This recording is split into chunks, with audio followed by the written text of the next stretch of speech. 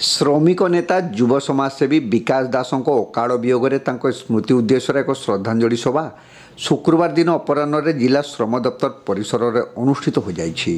वरिष्ठ श्रमिक नेता गौरांग पाणिग्राही यह सभार अध्यक्षता करते। बालेश्वर जिला निर्माण श्रमिक संघ समूह समन्वय समिति पक्षर आयोजित यह स्मृति सभार केंद्रीय श्रमिक संगठन बीएमएस राज्य नेता पृथ्वीराज पंडा, एआईटीयूसी जिला सभापति भागवत प्रतिहारी और शरद चंद्र दड़ाई, एचएमएस जिला निर्माण श्रमिक नेता पीताम्बर माझी, आईएनटीयूसी नेत्री बासंती सामल, सीआईटीयू नेता प्रेमरंजन पात्र, टीयूएसीसी पक्षर शांतनु दास, सामाजिक कर्मी तथा पूर्वतन डाक कर्मचारी नेता अक्षय कुमार त्रिपाठी, निर्माण श्रमिक नेत्री गीतांजलि बेहरा प्रमुख स्वर्गत विकास दास स्मृतिचारण करी से जड़े दक्ष और सचोट श्रमिक नेता भाव समस्तंकर प्रिय भाजन हो पारिथिले बोली मत प्रकाश करथिले।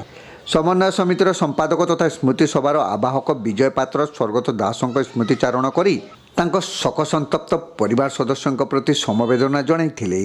मात्र 54 वर्ष बयस हृदघात जनित मृत्यु समस्त को आंदोलित करिछि बोली श्री पात्र मत देइथिले। सभा कार्य प्रारंभ में जिला श्रम अधिकारी संजय केशरी प्रधान समेत उपस्थित श्रमिक नेता माने स्वर्गत विकास दास फोटोचित्र में पुष्पार्घ्य प्रदान करी तांको आत्मार सद्गति पाई 1 मिनिट नीरव प्रार्थना करथिले। शेषर हरिश्चंद्र पात्र श्रमिक नेता मानक योगदान पाई कृतज्ञता जणाइथिले।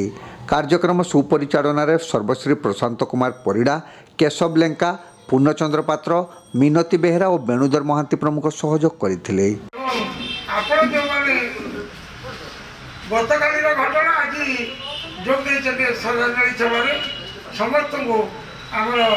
ये जो कमिटी अच्छी कोऑर्डिनेशन कमिटी तरफ अशेष धन्यवाद मैं हरिशं को निवेदन करी श्रुति सभा सभापति करना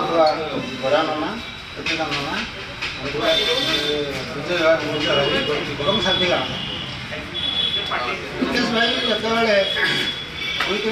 बस मीटिंग से सब कहते मुझे पदवी संभाली पारि नहीं जाओ जो दिन आम प्रोग्राम है प्रोग्राम रे समस्ते आईडी कार्ड दिगला।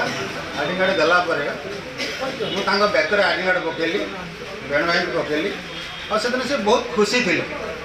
एत खुशी थे से आईडी कार्ड पाए से लगी बहुत दिन आईडी कार्ड हो और से सब बेले माने आईनगत कथा कहते जिते बड़े जोटी बसी थे से फसवा छड़ा तार कौन काम ना किंतु काम उपर सब बेले सी चिंता रही है किमी काम हम सहज काम हम अफिसर काम करना सब बेले विजय तू मत कहती तेणु जहाँ भी हो चलीगले आत्मार सद्गति मुझे भगवान ठार प्रार्थना करुँ।